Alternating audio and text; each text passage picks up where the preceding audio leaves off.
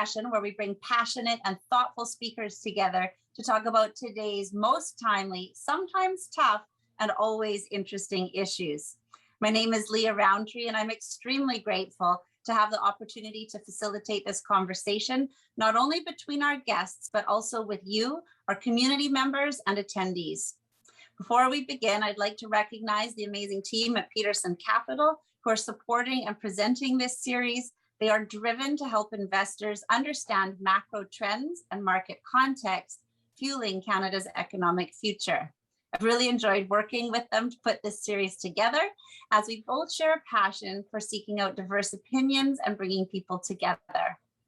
I would also like to extend my heartfelt gratitude to all of you who are guests attending this event.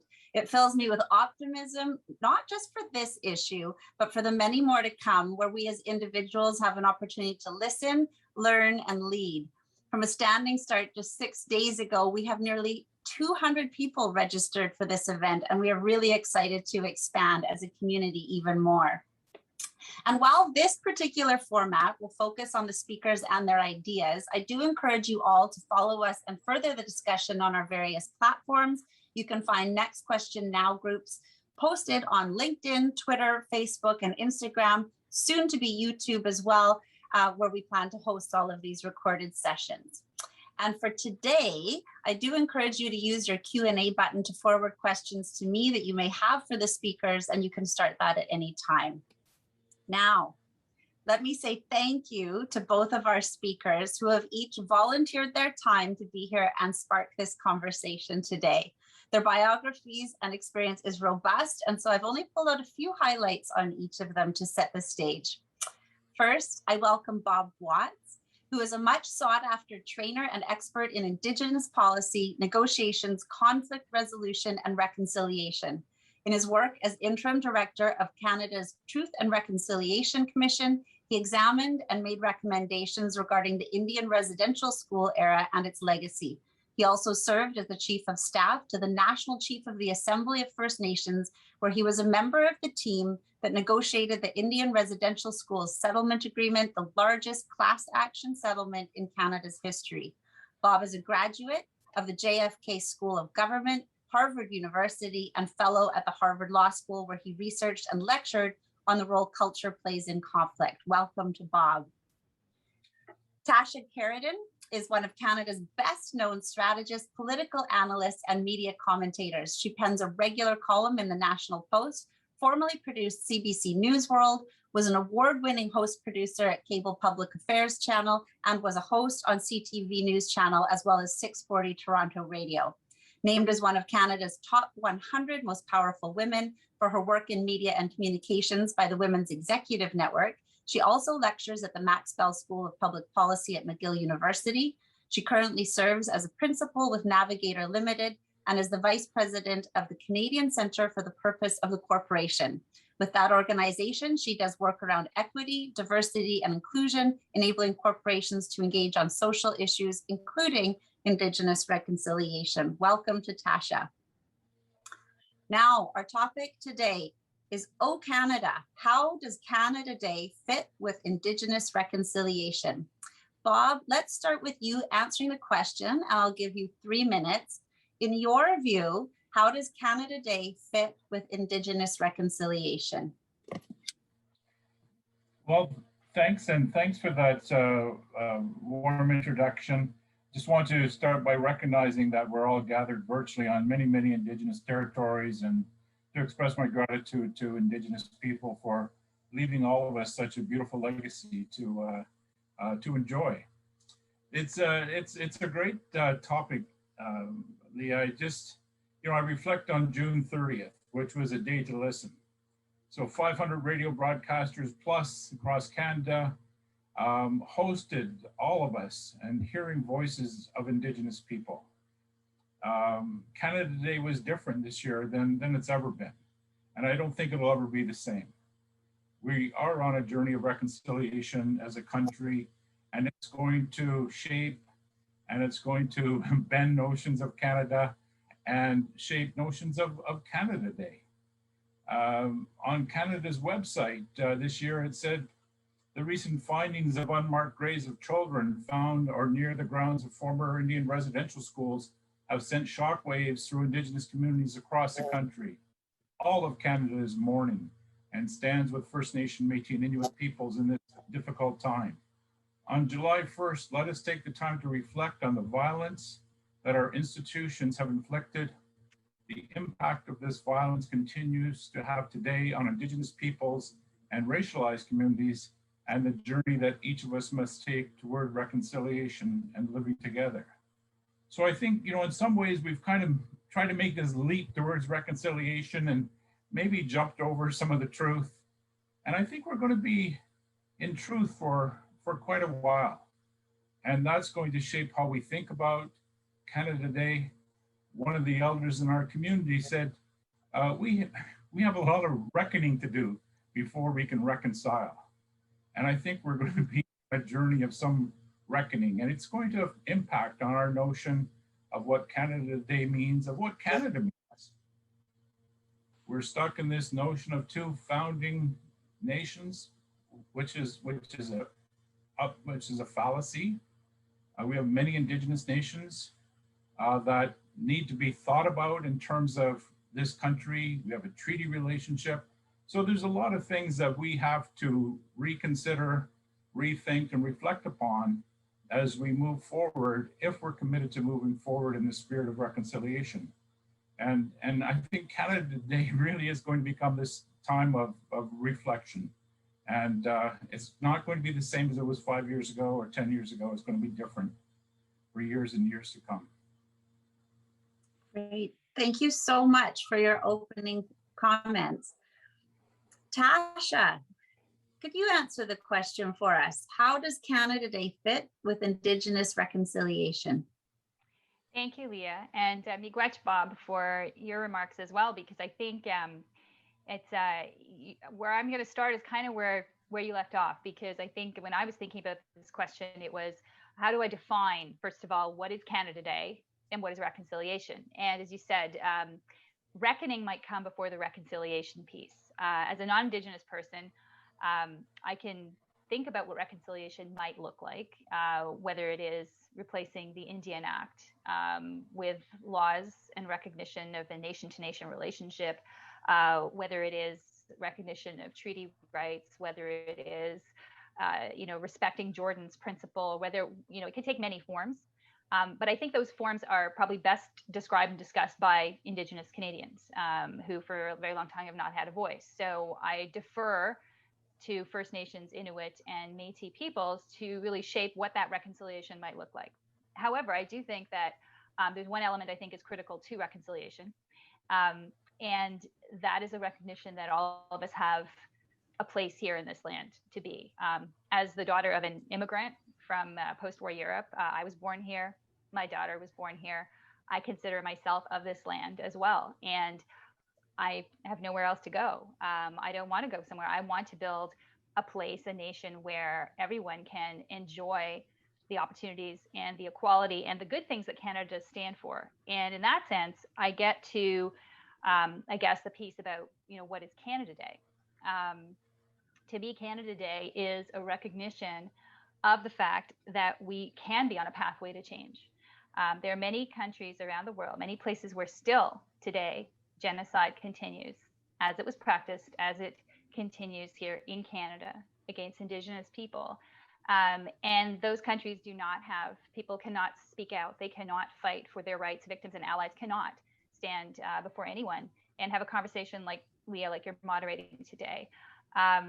And to me, the ideals of freedom and equality, the opportunity that Canada affords and has afforded to so many people, but not to all, and that's what has to change. Those ideals are what I personally celebrate on Canada Day. And the fact that we can advance reconciliation, to me, it's the beginning of that advancement. I agree it has become a day of reflection. I think a lot of reflecting was done this year, and I think that reflection is overdue. I think a lot of Canadians who were shocked, it's because we haven't learned all the history that we have. At the same time, though, I do think that we have to recognize everyone's right to be here. And I know that that is a hurdle, perhaps that some Indigenous communities or nations do not feel is one that they would like to see. And I'd love your perspective on that. because to me, that mutual respect is the foundation of reconciliation. So I hope that we can advance this dialogue. I think it is long overdue. It will be a long one, but it is necessary.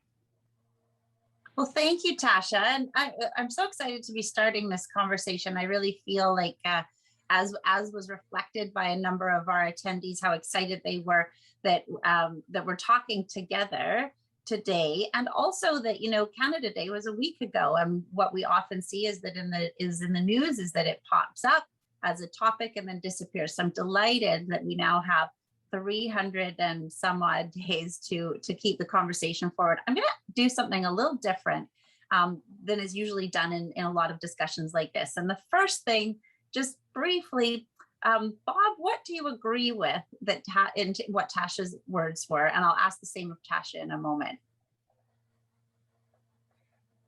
Thanks, Leah, and thanks, Tasha, for your really heartfelt comments. A couple things that I really agree with what Tasha said is nobody's going anywhere. I mean, it's not going to be like, well, you know, we don't really like the fact that there's so many settlers here, so, you know, maybe you should go back to wherever your, you know, great grandparents came. That's not going to happen. Nobody's going anywhere. So we have to figure this out, and we have the wisdom, the tools. We have so many incredible civilizations represented here in this country and worldviews to be able to figure out anything. And we have an environment to be able to do that. And I think as Tasha noted, there's many places in the world where we couldn't have this conversation. Her and I would both end up in jail or something. But we have that blessing here. So nobody's going anywhere.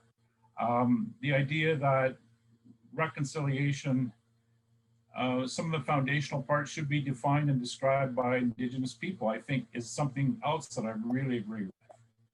And because I think to have sort of the colonizer say, here's the steps to reconciliation, here's how we're going to go through this, and you should just be happy that we're even thinking about reconciling with you, is something I really agree with. And Tasha mentioned some words like recognition, respect, and I think these are all key principles and attributes of whatever sort of process we're going to create and it's going to unfold in front of us in terms of rolling out reconciliation. We need those powerful principles and attributes to describe that process. Thank you, Bob. I can see that your experience in conflict resolution is definitely shining through. You have a beautiful way with words. Tasha, let's turn it over to you. Now, what did Bob say that you agree with to start off with? Well, I touched on a few points that I will expand. I think I certainly, and thank you, Bob, for your comments. I think that the initial comment about, you know, the day of listening being important, but obviously listening isn't the only thing we have to do. It's the reflection piece that comes afterwards. I think it cheered me in a way because I listened on that day to a lot of radio and a lot of stories that were put forward. And you know, it's good to know that, in fact, like, speaking from the media perspective too, that this can have a positive impact, but is not the only impact, obviously, that one can have. I think that the reflection piece is something that Canadians need to do. And I think that we need education for that too. I think that education has to be very, you know, to your point, it's a not presented in a confrontational kind of way, but as a way of basically showing, especially to children. My daughter is, you know, she's had actually Canadian history for about 4 years now. She knows more about Indigenous people in some respects than I do. I'm ashamed to say, but she's learned it, and I'm glad she has. But it's been presented to her in a way that is a positive way, as opposed to some of the negative stereotypes. So I think that's a very important thing. I think that, you know, I agree with the points you agree with what I was saying as well, that we need to find a way for everyone to be here and to mutually respect each other. I think that some of the points that you brought up around moving forward on this, I know that, you know, the Truth and Reconciliation Commission, I mean, what happened recently, just actually, I think it was today, or was it yesterday, with the Prime Minister at Cowassess, taking back social services, implementing those kinds of specific recommendations, I think is very important. And I think that we need to have those specificities. It's not enough to just say that there's good intentions. There are a lot of solutions and ideas that have been advanced over the years, and nothing's been done. So let's get her done. And I say that also, I'll just like one last thing. In what you said as well touched me, because I lived in Quebec. I grew up in Quebec, and for 40 years, the national conversation was dominated by Quebec separation. Probably the first 40 years of my life, that's what was talked about. And that was a very painful process for a lot of people. I'm not a Francophone Quebecer. It was very painful for me to see, families were torn apart over that issue too. But it has been more or less resolved in a way that was peaceful, in a way that did see pain and a lot of painful conversations, but that had to be had. And so I think that that process has to be had now for Indigenous Canadians. Okay, terrific. Well, that sounds like a fantastic foundation from which to start. However, we know that there's always there's more to talk about. So Bob, let's turn back to you. So where might you disagree with Tasha, or where do you diverge in terms of the vision for Canada Day, which is obviously the microcosm of the bigger conversation? It's there's a couple really maybe nuances in what Tasha said, and not to make too much of it, but I think I know a lot of communities in Canada, a lot of Indigenous communities really have problems with the notion of Indigenous Canadians, and some talk about Indigenous people in Canada or of Canada. And I think we still haven't got to the point where, some of the promise of Confederation, which, as Justice Williamson said, was to create unity out of diversity, that didn't happen. So we're still, as I think, as Indigenous peoples, we're independent nations across this country, trying to figure out our relationship with Canada, and hopeful at the same time that non-Indigenous people in the country figure out a really loving relationship with the land. I know one of the elders that I talked to, I said, if we think into the future, will non-Indigenous people, will settlers ever become Indigenous? Like what's the ingredient for that? Or will non-Indigenous people there will always be sort of this two solitudes? And she said, when non-Indigenous people love the land as much as we do, maybe we'll be Indigenous. I don't know. So I think there's a test there in terms of relationship with the land that we're looking forward to seeing Canada and the provinces and Canadians more generally have, so that we can all recognize that importance of land, the agency of land, and the importance of leaving land as a beautiful gift to future generations. So, and I think that, some of the lessons from Quebec, well, some of them may be important. Most of it isn't a parallel. I mean, Indigenous nations were here long before Great Britain came here, long before the French came here, long before any notion of two founding nations came here. We were nations and are nations right across this country. So I think some of the learning and some of the court cases and a lot of the literature that might help us think through the relationship between Indigenous people and the rest of Canada by looking at it through the lens of Quebec really isn't that helpful. Thank you. Okay, thank you so much, Bob. And Tasha, how do you respond? How do you see the differences or the nuances? Yeah, I think the nuances I would bring are, and I have difficulty with the term settler. I do. I'll be very honest with you. I find it divisive. And to Bob's point, I don't. the dichotomy between settler and Indigenous Canadian, how do you resolve that?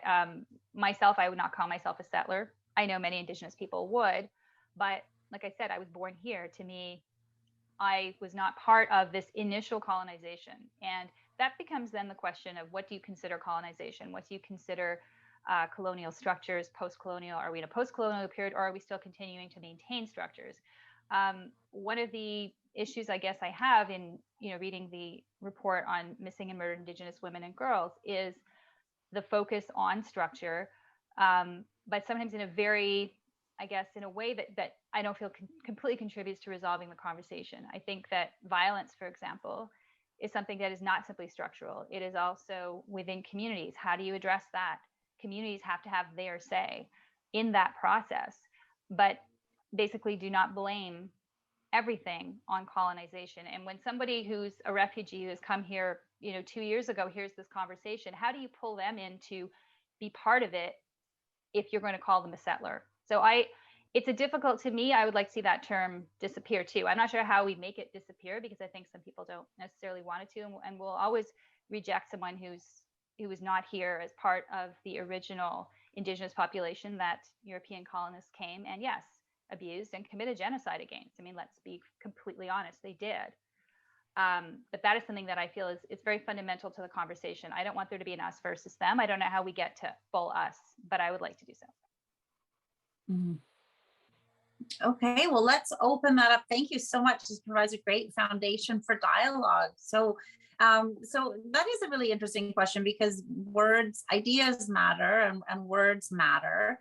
Do you see that there are words in the phrases that we're using that are keeping people apart? And I guess the challenge is, of course, like, I know, Bob, when you're talking about conflict resolution, traditionally we think of sort of, two distinct parties that are sort of unified, where we can sort of bring people together. The difference in this situation is that I think it's a bit more of a spectrum. There's so many ideas. There's no two camps or two sides.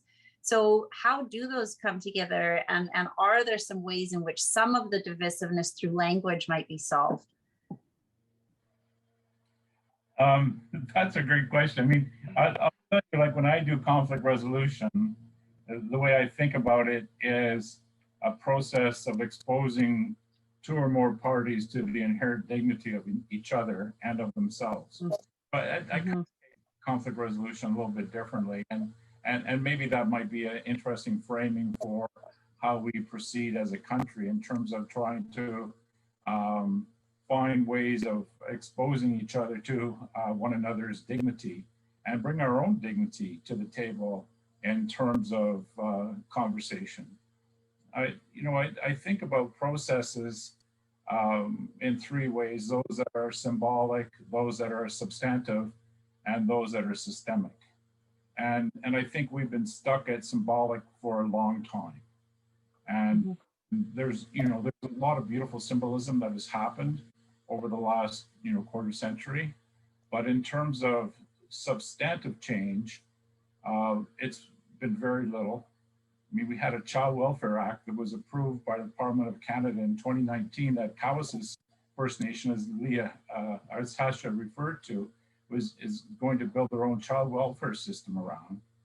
But that's 150 years of Canada telling Indigenous people they have no right to protect the well-being of their own children, that only this can do that. I mean, even when I was working on helping to get this bill passed, I was thinking how ludicrous this is. I mean, just ludicrous that we should be at this point in 2019 saying, yes, Indigenous communities should have the right to be able to protect the well-being of their own children. I mean, my goodness. So sometimes change is really slow. We can, celebrate that, but I think we should expect more of ourselves in terms of the pace of change. And I think the young people aren't going to be patient with us. They're going to expect a continually accelerating pace of change in terms of powers, levers of power, and fiscal levers being shared in this country, and Indigenous jurisdiction becoming part of the framework of this country in terms of how this country is governed. Mm-hmm. Tasha, what's your response to that?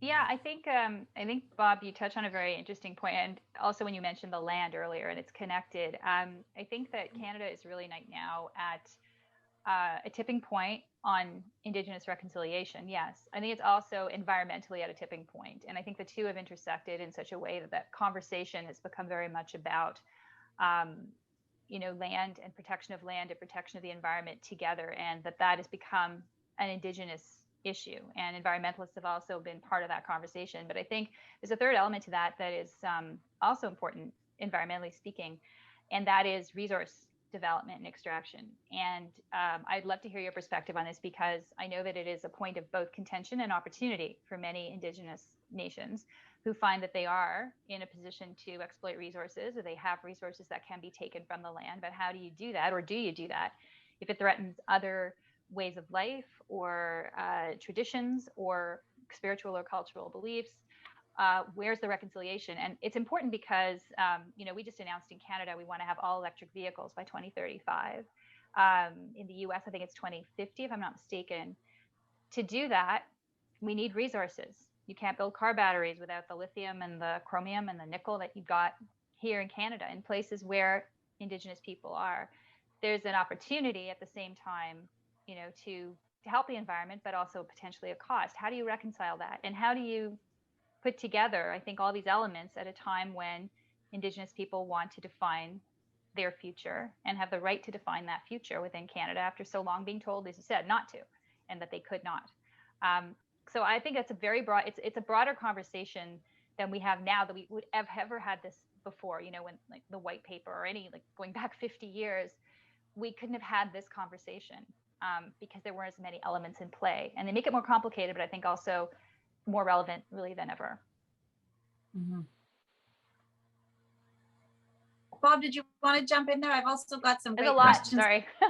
No, I've got some great questions coming from the audience, but I'm gonna let you guys go too. So Yeah, Tasha's put a lot on the table here to sort through, but I think at the same time that we're trying to get to net zero and trying to find ways of balancing resource extraction with taking care of the land, we're also at the same time needing to put powerful resources into deconstructing colonization.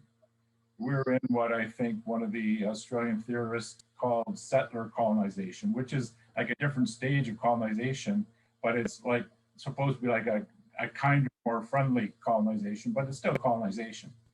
I mean, to me, the test of that is there an Indian Act? So it kind of starts and ends there.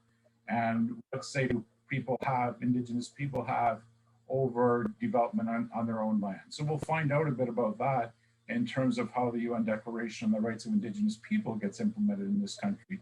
Most provinces were opposed to it.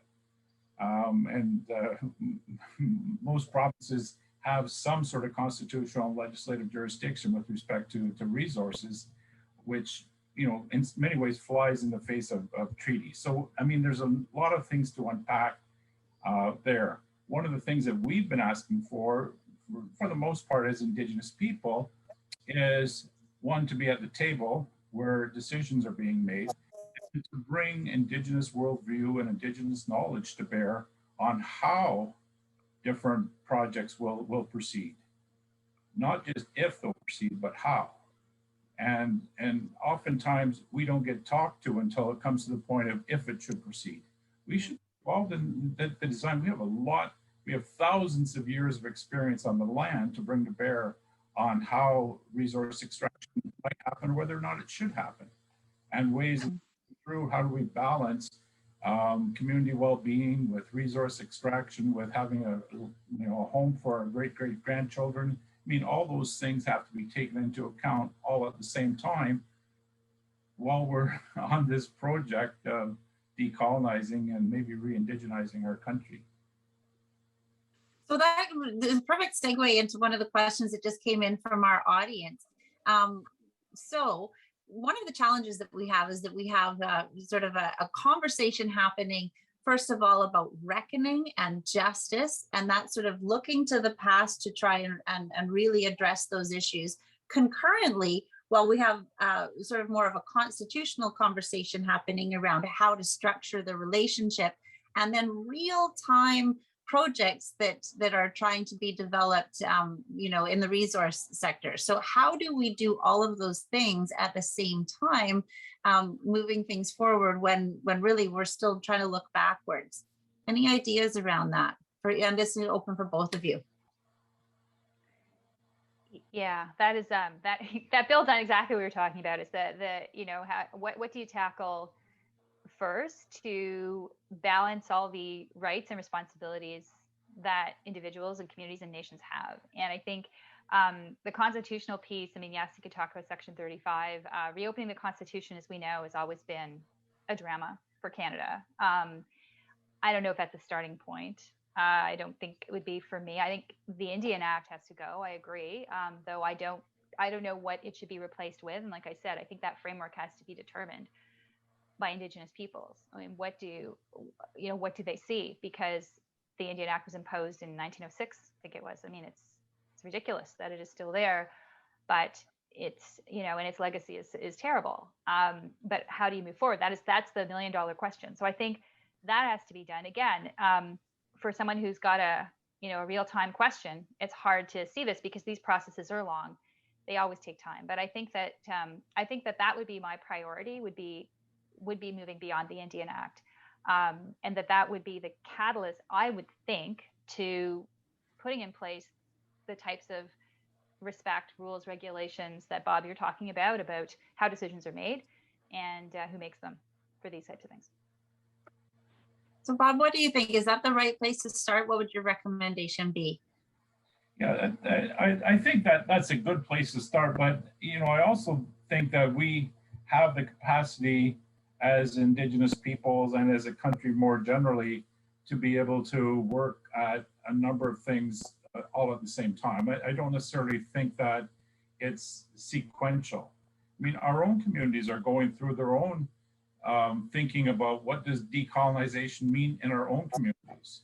Does it mean that hereditary governments will be our government, traditional governments? Will it be a mix of types of government? So we're having our own conversations with ourselves of what the future looks like in terms of individual communities and collectivities of communities, which is a hugely important question for our future. And I think that we can engage in other conversations at the same time. I mean, we have people that work in the resource sector. We have people that work in every sector. And we have the fastest growing youth population in Canada. That's, untapped potential. So, but we also have an education system that's not preparing them well for the real world. But we can work at a number of things all at the same time. So, I think some things that there's sort of a logical progression to them, and there's a number of things that we can be doing a number of things all at the same time, and we have to do things all at the same time for many of these ideas. It's a perfect opening into the next question, which I think covers the three streams that we were talking about. And there's probably obviously more than just the three streams that I brought up, but how well is it going I don't know if integration is the right word, of all Indigenous nations into the political system and processes? Have we moved beyond just commissions and sort of figurehead positions such as the Governor General? That's just come from the audience. And so both of you, I'd love to hear what you think. I know Tasha has a particular passion for political structures herself. So Tasha, do you want to start with that one? Structures, yes. Well, I did just write a column about advancing the idea, which has been done by others before, but should there be a political party specifically to advance Indigenous issues, and not a party that would necessarily form government in our system anyway, but that could advance them in a way that other parties do not. Thinking very specifically of the experience of Jody Wilson-Raybould, but also Mumilat Kwakak, who said that she felt Parliament was not a place for her. And that is really unfortunate because I do believe politics is an essential piece of this process. I think there were over 100 candidates in the last election from different First Nations, but they were candidates. They weren't necessarily elected. And so, as you know, women have this experience too. Often, parties will seek out, to have so many women in their roster, and they'll give you a riding that they know you won't win. But I think that a party, and I put this out there, that really was very strongly advocating for reconciliation would have a freedom to say things that within other parties cannot be said. And I think that is a piece that we need to hear, and might be even in a coalition or minority government, you can have a lot of power in those situations, as we know. So it could change the game if it was done in a very, very serious and strong way. So that could be a possibility. Like I said, I think at the end of the day, politics will determine the laws. It's not just the courts. And that process, the courts is so slow. So I do think politics is a very important piece of it. Yes. Bob, what's your perspective in terms of the political system and its effectiveness in addressing Indigenous issues? I think I go back sort of to the constitutional question first, where my observation is that Canada has built sort of a constitutional box that it can't find its way out of, and then it says, "Oh, sorry, Indigenous people, we've built this trap for ourselves, so we really can't talk to you about power sharing, or about fiscal levers, or about decision making more generally as a country." And I think that's just false. I think there needs to be better thinking in terms of how we move forward on that. I know a lot of Indigenous people interested in being part of the infrastructure of government, whether it's Senate appointments or being elected to the House of Commons or provincial legislatures, and I think that's great. But it doesn't replace the need for a nation-to-nation relationship between the different Indigenous nations in this country and Canada, and figuring out how do we do that sort of power sharing between the Indigenous nations and Canada. So, I mean, the Charlottetown Accord talked about the sort of things that Tasha talked about in terms of Indigenous representation in institutions. And some of us looked like at the Sami Parliament and said, well, there's a good example where Indigenous people are involved sort of with the legislative affairs of the country. But that's a different conversation. It's on a different track than the need to have the conversation about how do Indigenous nations in Canada relate to each other. Okay, so there's an interesting question that's just popped up on that notion, and this is a bit of an interesting sort of consideration and something that surprised me. So if we put ourselves forward, say 1,000 years from now, it's possible that within the population of Canada, we're going to have such a mixture of people and ancestry that we're no longer going to be able to divide ourselves necessarily. Maybe 1,000 years is too long. Maybe it's not. Maybe it's going to happen faster than that, where there's going to be such a mix of ancestry that we may not be able to divide ourselves anymore in terms of Indigenous versus non-Indigenous populations. Are we considering that in the structures in which we're talking about right now? 1,000 years from, wow, that's I've never been asked. I don't know, Bob, you've been asked to put yourself 1,000 years. That's a heck of a time frame. I'm trying to think also. Any society 1,000 years. What was Europe like 1,000 years ago? It was a bunch of people all fighting I don't know. I mean, how do you? I think there's always going to be conflict, unfortunately. I think there's always going to be the need to resolve that between people. I don't think that we're ever just going to, unless, and this might sound really crazy, but if we were attacked by an alien civilization, then I think we'd all discover a common humanity. The enemy of my enemy is my friend. I mean, I hate to say that, but I would love to know how to make all of us feel that we all are our common humanity, that we feel that. I think that is one of the goals of reconciliation. I think it's a constant process. I don't think it's people will divide themselves based on various things. And if it's not ethnicity or nationhood or background, it could be socioeconomic. It can be other issues, ability versus disability. So there will always be differences, and so people will always have to overcome those differences to live together. So I don't need to be facetious here, but I wish we would be completely peaceful in 1,000 years. I don't know if I agree. Mhm.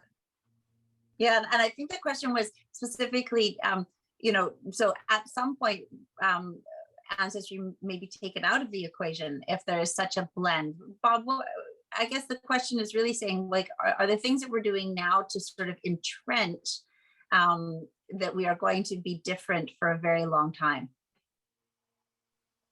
I think that, it's an interesting question, and kind of goes back to what, Justice Williamson talked about in terms of creating unity out of diversity, and that idea about respect for each other, sort of the central themes of reconciliation. So I think these core principles and values that we're talking about how we should be treating each other now and how we should be establishing relationship now, some of it based on what's written in the historic treaties, but maybe some of it that gets created by all of our children right now in terms of what they expect of us. I'm not sure.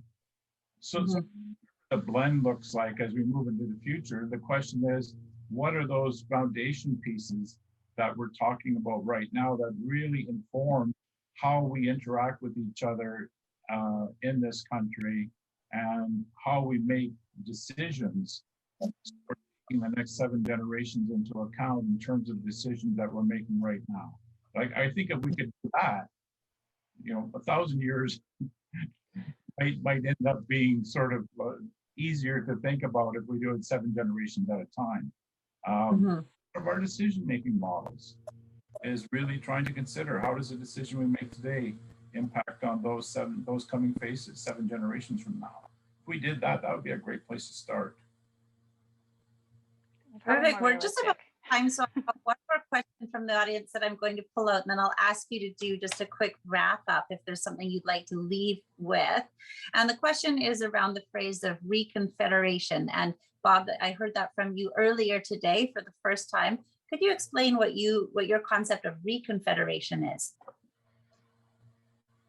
So, a few of us that do some work in Ottawa with a company called First Peoples Group have been doing some thinking about this, sort of like, where does reconciliation lead us to? And maybe jumping too far ahead. But the notion is that, at the time of Confederation, it was all white men that sat around the table and devised this notions of division of power. There was no women there. There was no folks from Asia or Africa or other parts of the world. There was no Indigenous people there. And so, we kind of took inspiration from Michael Jean, who talked about the need to confront history together and talked about reconciliation kind of as a refounding of this nation. So we kind of imagined that. What would a refounding look like? Well, we said maybe that's reconfederation. That's making sure that LGBT communities are represented in terms of how we imagine Canada. How does equity, inclusion, and diversity, how is that part of Canada, and how does it help inform how we relate to each other? So I think there's a lot of things that we can do right now that those people that sat around the table in Charlottetown never imagined. We have circumstances that they would never have believed would have unfolded in this country that we need to deal with, and we need to include the people that represent all of that diversity to come together and to try to create that beautiful unity out of this really beautiful diversity that we have. So that's kind of how we imagine reconfederation looking like. Thank you for that. I'll give you just a moment, 1 minute, so that we end on time. What are your final words? Tasha, what would you like to leave our audience and community members with today? I would like to go back to the original question of how does Canada today fit into reconciliation? And I think actually Bob just sort of nailed it there in a way, that Canada Day is a time to reflect and move forward and work on that reconfederation, because I think we're reconfederating all the time, quite frankly. I mean, our Constitution and those white men around the table, they didn't foresee all the challenges, whether environmental, whether political, geographical, and also nation-to-nation relationships. They didn't foresee those things. In fact, they tried to suppress many of them. So I think that that process is an ongoing process. It's come to a point, like I said, a tipping point where we have to really work at this and resolve it to the best of our abilities. Will we always have constant peace, harmony? Will we never have conflict? No. But we have to find a way to resolve that conflict on a regular basis so that people do have the same opportunities, equality, and fairness that our country wants to stand for, and I believe does stand for. But it needs to stand for it for all of Canadians and Indigenous people who live on this land. Perfect. Thank you so much. And Bob, what would your final remarks be today in this conversation? I'd say, Canada, look at calls to action number 45 and 46 as priority items in terms of how we get past sort of symbolism as we move forward, that we think about what Elijah Harper told us, that we're on a journey of hope, but reparations, restoration, and restitution are part of reconciliation and healing, that we're all on a healing journey in this country. Phil Fontaine said that when he responded to Prime Minister Stephen Harper, that healing is required for all of us in this country. We've all been harmed by residential school. We've all been harmed by this genocide that's happened. That reconciliation, it's not an Indigenous issue. It's an opportunity. That's the way I think about it. And then I'll just close by one of my heroes, Gord Downey, saying the next 100 years are going to be painful as we come to know Cheney Winjack and thousands like him, as we find out about ourselves, about all of us. But only when we do can we truly call ourselves Canada. Thank you. Well, thank you so much. And I love that you just used the word opportunity. This has been a fantastic opportunity today. I feel like I've learned a lot, and I'm getting a bunch of feedback from our audience members as well that they are too. I very much hope to continue the conversation, not just in forums like this, and all throughout the year, not just on Canada Day. So my heartfelt thank you to the two of you for participating. And my heartfelt thank you to those attendees who we can't see on the screen, but who are very much here. I hope that we will see you all on the community platforms that we've started, LinkedIn, Twitter, Facebook, soon to be YouTube. We have recorded this and we will be posting that soon. So thank you very much. Very much looking forward to the next conversation, and also you will soon hear us announce our next speakers and our next topic. So thank you so much for participating in our very first next question now.